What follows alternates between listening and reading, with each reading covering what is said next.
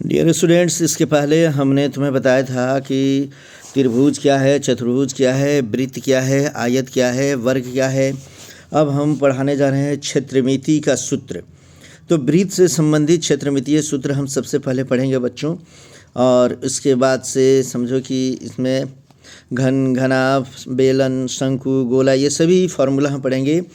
तो इसमें सिर्फ ये फार्मूला का वीडियो मैं बनाया हूँ, जिसमें स्क्रीन को रोक रोक कर लिखना है। वृत्त से संबंधित, जैसे अब वृत्त किसे कहते हैं, चाप किसे कहते हैं, त्रिज्या किसे कहते हैं, ये पिछले वाले वीडियो में तुम लोग वीर सर्कल वाले में देख लेना।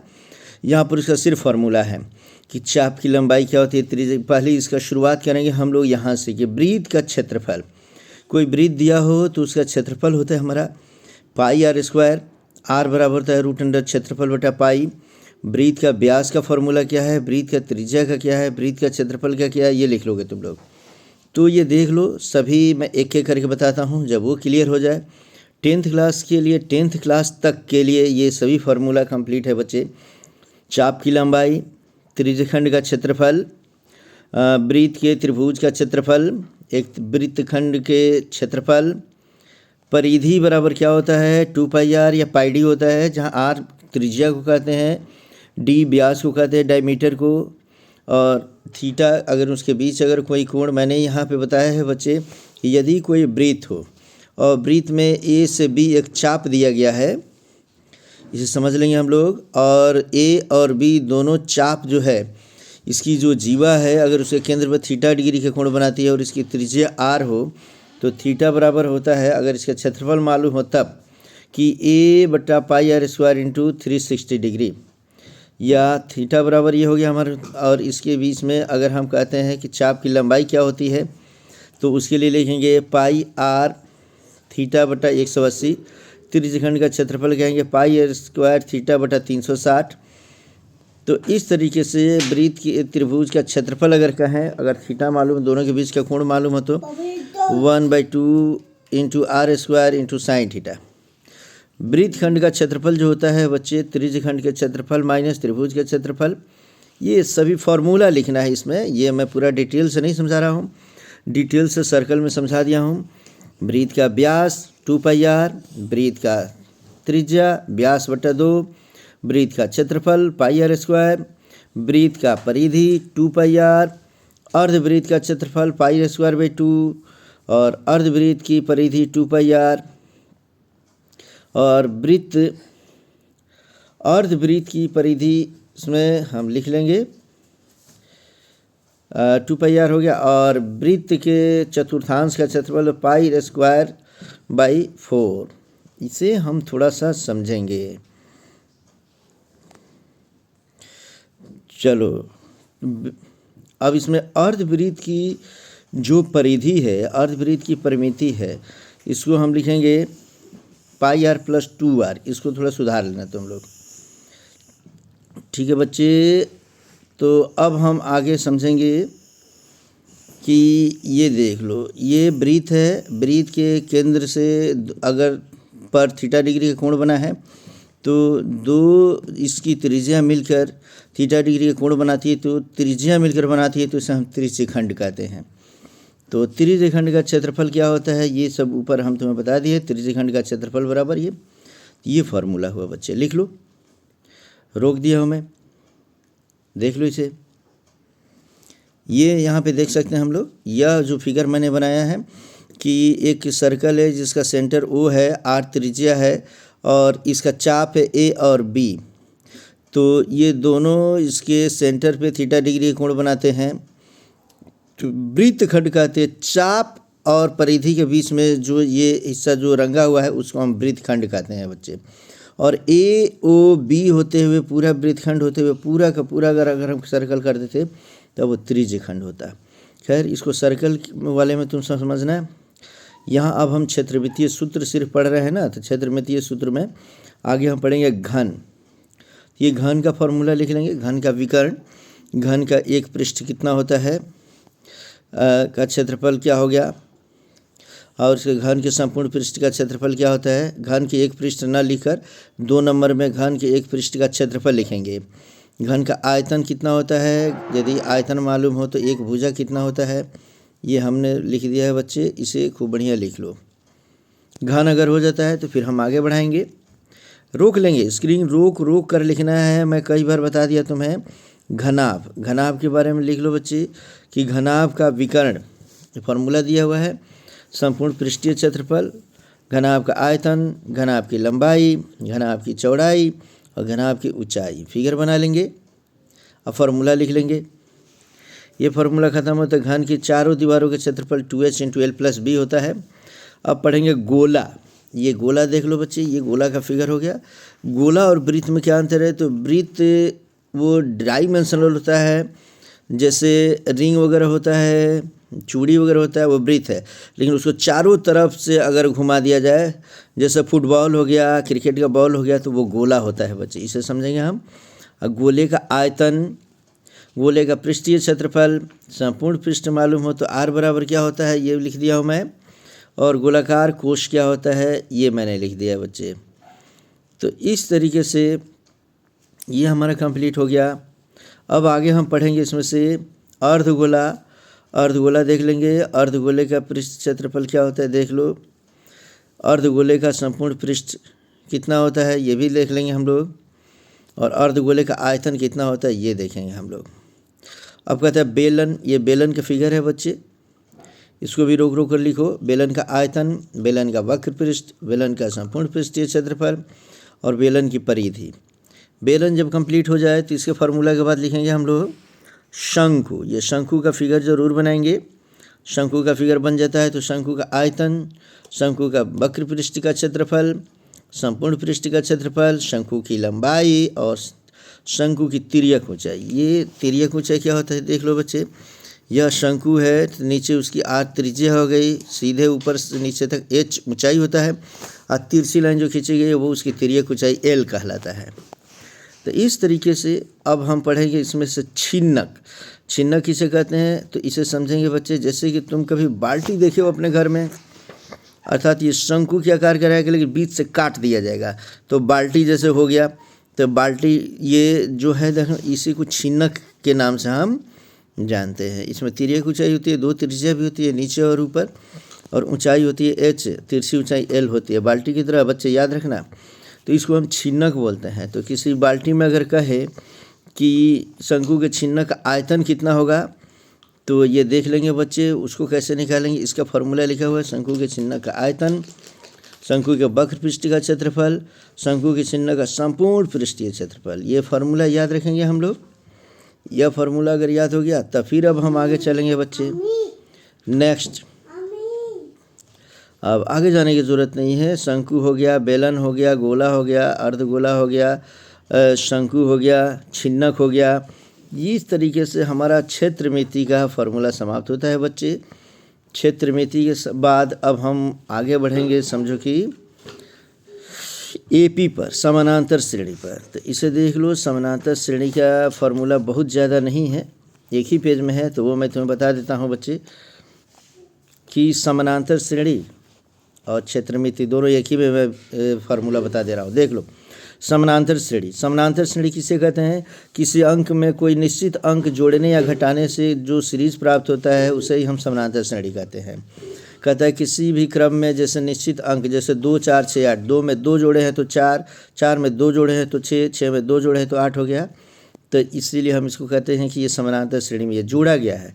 10 7 4 1, इसमें देखो सब 10 में से 3 घटा है तो 7, 7 में से 3 घटा है तो 4, 4 में से 3 घटा है तो 1। इसे कहते हैं घटाने पर ये सीरीज प्राप्त होता है। तो जोड़ने या घटाने पर जो सीरीज प्राप्त होता है उसे हम समानांतर श्रेणी कहते हैं। गुणा करने पर जो सीरीज प्राप्त होगा बच्चे उसे हम ज्योमेट्रिक प्रोग्रेशन कहते हैं, गुणोत्तर श्रेणी। याद रखना, अभी हम सिर्फ 10th क्लास में समानांतर श्रेणी या अर्थमेटिक प्रोग्रेशन हम पढ़ेंगे। यदि एपी का पहला पद ए हो तो समानांतर, अगर उसका सार्व अंतर माने कॉमन डिफरेंस डी हो तो पहला पद ए बराबर होता है, दूसरा पद क्या होता है, तीसरा पद क्या होता है, चौथा पद, पांचवा पद अगर पता चलता रहे तो एनवा पद होता है A plus N minus 1 into D. ये फार्मूला भी लिख लोगे बच्चे। तुम्हें ये लेसन स्टार्ट करूँगा तब मैं इसे समझाऊँगा। इसे यहाँ सिर्फ फार्मूला है, फार्मूला को लिखना है बिल्कुल। ए पी के एन पदों का योग n/2 2a plus n minus 1 into डी। या n/2 into A plus n minus 1 into D माने a plus L, n/2 into A plus L, जहाँ l बराबर होता है an अर्थात a plus n minus 1 into D.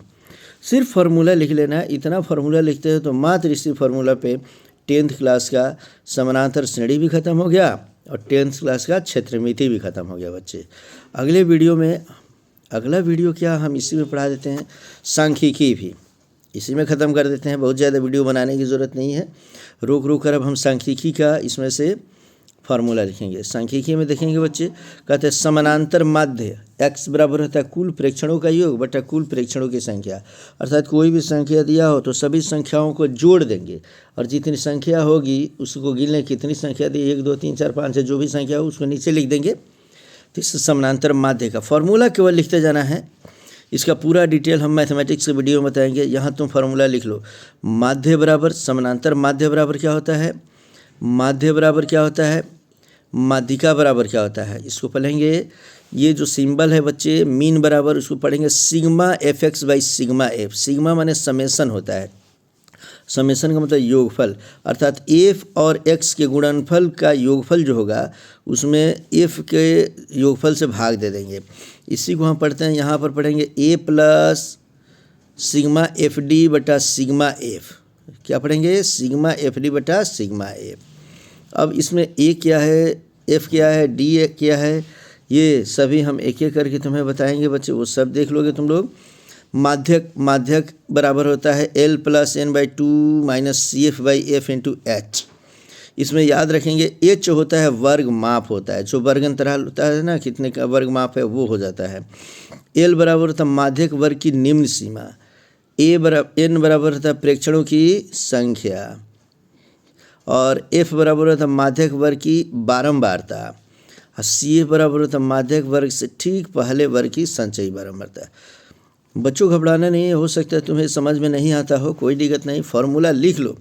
जैसे ही मैं ये स्टार्ट करूँगा चैप्टर में सब डिटेल से मैं बताऊँगा, लेकिन मैं फार्मूला पूछूंगा, बताओ माध्यक का फार्मूला ला कर दिखा मुझे, तो तुम्हें दिखाना होगा, माध्यिका का दिखाना होगा, बहुलक का दिखाना होगा। तो बहुलक के लिए फार्मूला लिखेंगे, मोड जिसे कहते हैं कि एल प्लस ब्रैकेट में लिखेंगे f1 माइनस f0 बटा 2f1 minus f0 minus f2 into H. अब इसमें क्या क्या किसका संकेत होता है, तो एल होता है बहुलक वर्ग की निम्न सीमा, एच बराबर होता है बहुलक वर्ग की माप, f1 होता है इसमें से बहुलक वर्ग की बारंबारता, f0 बहुलक वर्ग से ठीक पहले वर्ग की बारंबारता और f2 होता है बहुलक वर्ग से ठीक पहले वाले वर्ग की बारंबारता। इस तरीके से ये पूरा कंप्लीट करते हैं बच्चे, रोक कर इसको लिखते हैं। जैसे ही मैं चैप्टर स्टार्ट करूँगा तब तुम्हें ये पूरा का पूरा बता दूँगा। इसमें थोड़ा सा ये और जो छूटा हुआ है कि अवर्गीकृत आंकड़ों के लिए माध्य माध्यिका बहुलक क्या होता है, ये मैं तुम्हें सांख्यिकी वाले पार्ट में बता दिया हूँ, उसको देख लेना, नहीं तो एक बार फिर से बताऊँगा, उसको देखना। अब इसी में अगला फार्मूला हमें पढ़ना है प्रोबेबिलिटी, जिसे हम प्रायिकता कहते हैं। तो किसी घटना के घटित होने की प्रायिकता PE बराबर होता है परिणामों की संख्या बटा कुल परिणामों की संख्या। इसे भी लिख लेंगे, किसी निश्चित घटना की प्रायिकता होती है 1, कहता है घटना E की प्रायिकता PE हो तो हमेशा प्रायिकता का मान 0 से लेकर और 1 तक होता है, माने 0 होगा, 0 से बड़ा होगा और 1 तक होगा। कभी भी किसी प्रायिकता का मान 1 से बड़ा और 0 से छोटा नहीं होगा। घटना होने की प्रायिकता PE तथा घटना नहीं होने की प्रायिकता PE हो तो PE प्लस PE डैश बराबर 1 होता है। यहाँ दोनों में PE लिख दिया गया है, तो एक में PE लिखेंगे और एक पर PE डैश लिखेंगे, इसको सुधार लेंगे बच्चे। तो अब आ जाओ, नीचे दिए हुए बंटन का माध्यक 28.5 हो तो x और y का मान ज्ञात करें। सांख्यिकी में ये प्रश्न पूछता है बच्चे कि तुम्हें कभी कभी क्या दे देगा कि एक तो क्युमुलेटिव फ्रीक्वेंसी दे रखा है, यहाँ पे फ्रीक्वेंसी दे रखा है और एक तो वर्ग अंतराल दे दिया है यहाँ पर, और इसमें से देकर और एक जगह कहीं भी माध्यक का मान या फ्रीक्वेंसी का मान दे देगा, माध्यक का मान दे देगा और कहेगा x और y का मान ज्ञात करें। तो इसको ज्ञात करने का तरीका क्या है, मात्र ये वीडियो देख लो, ये इसको लिख लो, अब बाद में मैं तुम्हें इसको समझा देता हूँ। ये लिख लेना है बच्चे, लिखो, रोक कर लिखो, मैं रुका हुआ हूँ, लिखो इसे। हाँ, अब नीचे जैसे जैसे मैं समझाया हूँ इसको भी लिख लेना है तुम्हें फिर डिटेल से। ये चूँकि फार्मूला का है वीडियो, इसीलिए सिर्फ फार्मूला के लिए हम रोक रखे हैं। ये मिसलेनियस क्वेश्चन है, सांख्यिकी के 2 क्वेश्चन इसमें मैं बताया हूँ बच्चे, इसको लिख लेना है तुम्हें। एक ही डाटा हम तुम्हें देंगे वर्ग अंतराल का, यहाँ देख लो और इसे समझो बच्चे। ये देख लो, ये हट गया, फिर मैं मंगाता हूँ।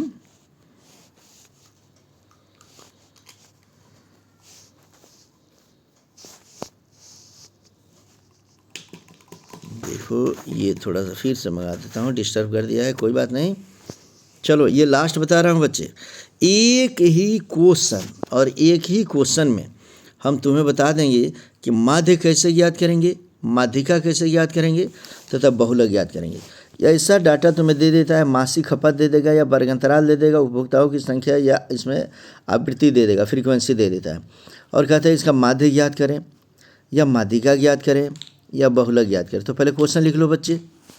क्वेश्चन लिखने के बाद ये मैं समझाया हूँ, देख लो, मासिक खपत और मासिक उपभोक्ताओं की संख्या, फ्रीक्वेंसी, फिर बगल में एक्स सी एफ, फिर डी एक्स माइनस ए निकालेंगे एफ डी। जैसे लिखा हूँ वैसे लिख लो, घबराओ मत। मैं जानता हूँ तुम्हें समझ में नहीं आ रहा होगा ये, लेकिन समझना नहीं है। जैसे ये चैप्टर मैं शुरू करूँगा ये सब तुम्हें समझ में आ जाएगा। तब मैं ये पूछूंगा कि लाओ वो क्वेश्चन, एक ही में हम तुम्हें माध्य माध्यिका बहुलक बता दें। इसकी जगह हम मासिक बचत की जगह, खपत की जगह कोई भी चीज़ हम वर्ग अंतराल दे देंगे और तुमसे पूछेंगे और वो तुम्हें बनाना होगा बच्चे। इसलिए पहले जो मैं यहाँ दिया हूँ, लिखा हूँ, इसे बेहतरीन तरीके से लिख लो। मैं रोक दिया हूँ, रोक रोक कर बता दिया, खूब बेहतर लिख लो, घबराना नहीं है। हो गया बच्चे। तो अभी तक मैं तुम्हें 10th क्लास में जितना तुम्हें चाहिए बच्चे, वो सभी फार्मूला मैं तुम्हें बता दिया। इसे नोट कर लेना है और समझो कि 10th क्लास तक अब तुम्हें अलग फार्मूले की ज़रूरत नहीं पड़ेगी। ओके, मिलते हैं नेक्स्ट वीडियो में।